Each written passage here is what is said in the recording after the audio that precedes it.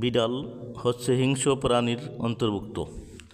রসুল পাক সাল্লাল্লাহু আলাইহি সাল্লাম বলেছেন, বিড়ালের উচ্ছিষ্ট পাক। হযরতে আবু হুরায়রার আসল নাম ছিল আব্দুর রহমান।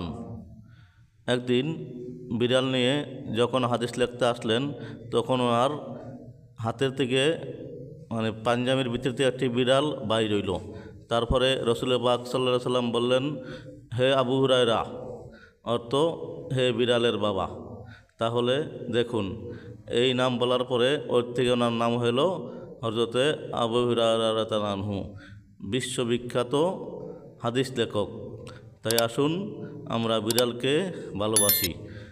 শুনেছি সৌদি আরবে অনেকে মসজিদে বিড়াল নিয়ে যায়, বিড়ালকে অনেক ভালোবাসে। প্রায় সারা বিশ্বের লোকই বিড়ালকে অতি পছন্দ করে। তাই আসুন আমরা সকল প্রাণীকে ভালোবাসি, কেননা আল্লাহ তাআলার সৃষ্টিকে ভালোবাসাই আল্লাহকে ভালোবাসা। আল্লাহকে পেতে হলে তাদেরকে